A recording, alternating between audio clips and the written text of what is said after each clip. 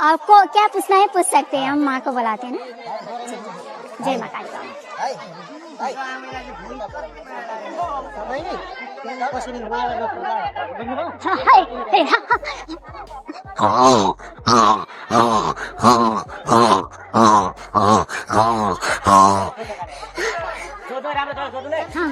हाँ, पूछो आप क्या पूछना है। नहीं पूछो आप क्या, मैं ज्यादा देर नहीं कर सकती ना, क्योंकि मेरे को अच्छा नहीं लगता ऐसा।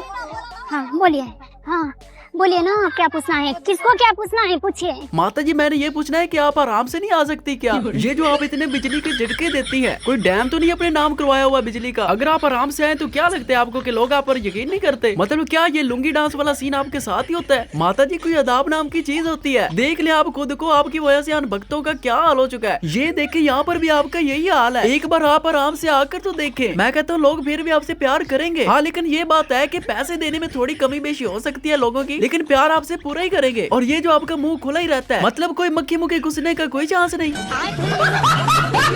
ब्रेकिंग न्यूज, दुबई के अंदर जीएफ थंडर को देखकर इंडिया का जहाज जिसका नाम था दी गोबर जेट, जीएफ थंडर को देखकर बीच में ही पेशाब कर दिया। लेकिन इंडिया के जितने भी पायलट थे भाई, आपको टेंशन लेने की कोई जरूरत नहीं। क्या हुआ कि आपके जेट के बीच में मुंह निकल गया, आप हमारे जहाज के साथ सेल्फी ले सकते हैं। लो जी, उन्होंने सच में ही ले ली। मेरे पाकिस्तानी भाइयों ये देखें, साढ़े शरीक साढ़े जहाज नाल ही सेल्फियां ले रहे हैं। अब आप सोच रहे होंगे कि इन लोगों को शर्म नहीं आती। भाई शर्म है कहाँ जो आए, शर्म होनी भी चाहिए। ये लोग वैसे भौंकते हैं, दिल से पाकिस्तान को अब्बू मानते हैं, लेकिन नहीं, हम आपके अब्बू नहीं है। जब तक आप फालतू को अब्बू नहीं मानेंगे, मैं आपको बेटा तस्लीम नहीं करूंगा। भाई कोई जबरदस्ती नहीं चलेगी। ये देखे, इनके लिए जीएफ थंडर ऐसी है जैसे कोई म्यूजियम में रखा हो। भाई इतने फैन है ये जीएफ थंडर के, क्योंकि इन लोगों को अच्छी तरह से पता है कि इसी जहाज ने इनकी 6 बहनों को तलाक दी थी, जिनको रिफेल कहते हैं। और अब ये हमारे जहाज से दोबारा रिश्ता जोड़ने आए हैं। दुखी के ठोक ठोक रखदा, डेंजर ते जान लेवा शौक रखदा, किदो उड़दा उड़दा लितरी ना आ जावे, आ जावे। खाली हवा में हाथ हिलाने वाला मोदी, हवाओं को अपना फैन बनाने वाला मोदी। ओए मोदी!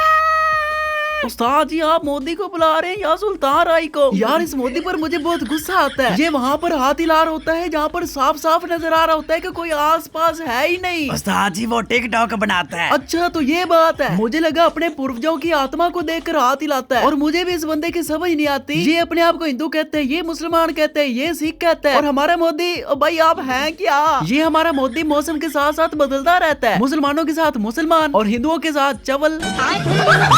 और दोस्तों आपको पता है कि इंडिया डांस के लिहाज से दुनिया में पहले नंबर पर आता है। अगर नहीं इतबार तो ये वीडियो देख लो। ये तो लेटेस्ट न्यूज है। बड़े खतरनाक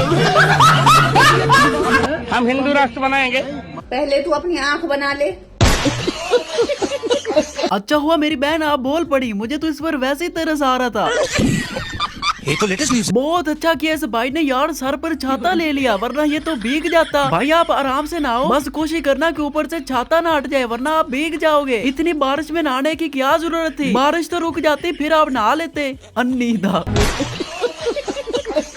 ये वाली तो मूवी आपने देखी होगी, तो आप थोड़ा सा इन मीडिया वालों पर गौर करें। आपको पता है इन लोगों के ओवर एक्टिंग के पैसे काटे गए थे। आपको क्या लग रहा है कि ये फोटो खींच रहे हैं? नहीं भाई मैं बताता हूँ ये क्या कर रहे हैं।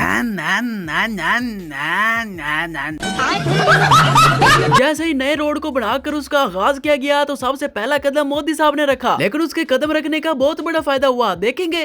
देखेगा, घबराना नहीं। और 18,000 करोड़ की लागत से बने देश के सबसे बड़े ब्रिज में दरारें पड़ने से हड़कंप मच गया है। इसका उद्घाटन अभी 6 महीने पहले ही हुआ था। मुंबई को नवी मुंबई से जोड़ने वाली अटल सेतु का शुभारंभ 12 जनवरी को प्रधानमंत्री मोदी ने किया था। क्या बात कर रहे हैं? अटल सेतु इसी भावना का प्रतिबिंब है। मनहूस मोदी मनहूस, तुम बहुत बड़े मनहूस हो यार। वैसे मोदी तुम्हें एक बात बताऊं यार, तू सोना बड़ा है।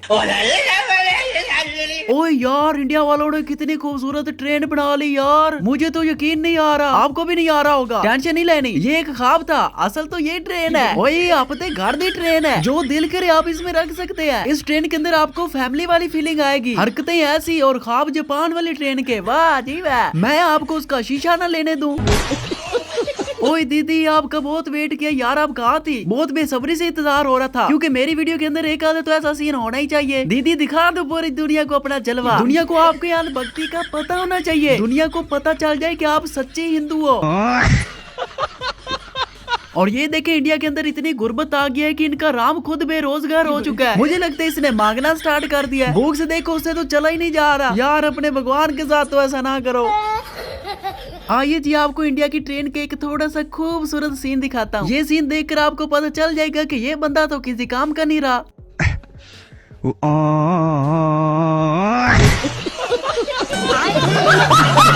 जो मेरे भाई पागल होना चाहते हैं वो डेली गोदी मीडिया को सुना करें। आपको वो ऐसी ऐसी बातें बताएंगे कि आप खुद ही कहेंगे कि भाई मैं पैदा ही क्यों हुआ। और अब जरा इनका जलवा चेक करें। इनको देखकर नासा वाले खुद कहेंगे कि भाई इंडिया से हमें 3-4 साइंटिस्ट दे दें। एटॉमिक अटैक से बचना है तो गाय का गोबर लीजिए। ये मुझे वैज्ञानिकों ने बताया कि हमने कहा हम कैसे बाहर हैं, उनका शरीर पर मल लीजिए गोबर आप, तो आप एटॉमिक रेडिएशन से बच सकते हैं।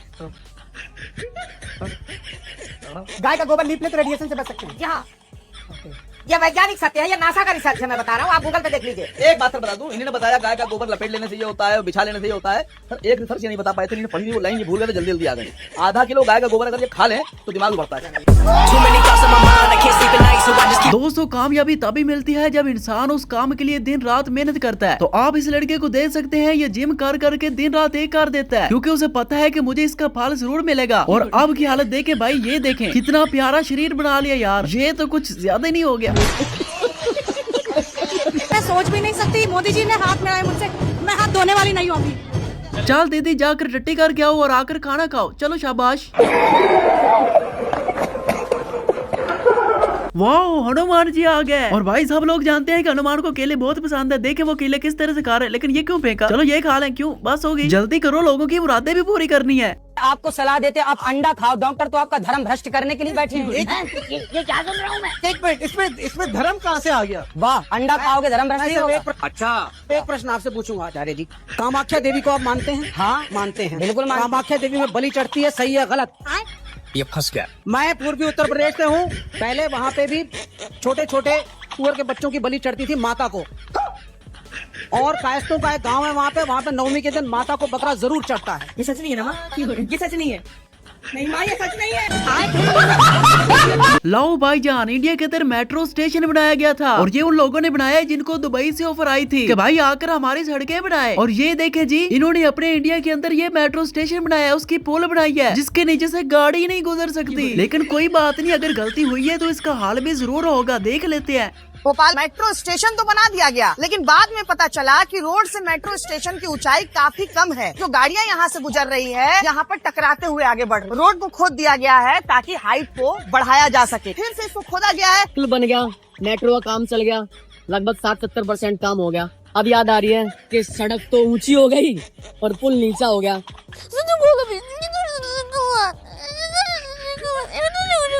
ये है जी इंडिया की ऊंची ऊंची बिल्डिंगें। अच्छी बात है, हर मुल्क में ऐसी होती है, लेकिन इंडिया वाले सिर्फ ये दिखाते हैं। भाई साथ में ये भी दिखा दिया करे ना, क्यों उल्लू बनाया हुआ है अपनी फिल्मों में, अपनी मूवियों में, अपनी बॉलीवुड में। खुदा दे खौफ तो डरो। चले जी आपको एक कोरियन लड़के की स्टोरी बताता हूँ जो इंडिया में आता है सैर सपाटा करने, लेकिन फिर उसके साथ क्या होता है वो इंडिया को कभी नहीं बोल पाएगा। कोरियन लड़का बहुत खुशी में इंडिया घूमने आता है और दिल्ली के कनॉट प्लेस में उसके साथ जो होता है बहुत ज्यादा गुस्सा आने वाला है, ये आपको सुनने के बाद। एक बूढ़े व्यक्ति उनके पास आते हैं, सफेद रंग की दाढ़ी, सफेद रंग के बाल और इंग्लिश बोल रहे थे कि मेरी फैमिली अभी यहाँ पे सिनेमा देख रही है और मैं बहुत ज्यादा खुश होऊंगा कि अगर मैं तुम्हें हिंदू टेंपल दिखाऊं और जब तुम कोरिया आओगे ना तुम भी मुझे सेम यहाँ से घुमाना। और ये सारी चीज देखने के बाद उसने उन अंकल पर ट्रस्ट कर लिया और फिर वो उसके साथ घूमते और खाने से लेके पीने तक सारा खर्चा वो करता है। और वो लास्ट में जो बूढ़ा इंसान है वो पैसे की डिमांड करता है और वो कोरियन लड़का जब इन्हें पैसे नहीं देता, जब वो समझ जाता है कि मेरे साथ कुछ गलत हो रहा है तो उसे धमकी देने लगता है।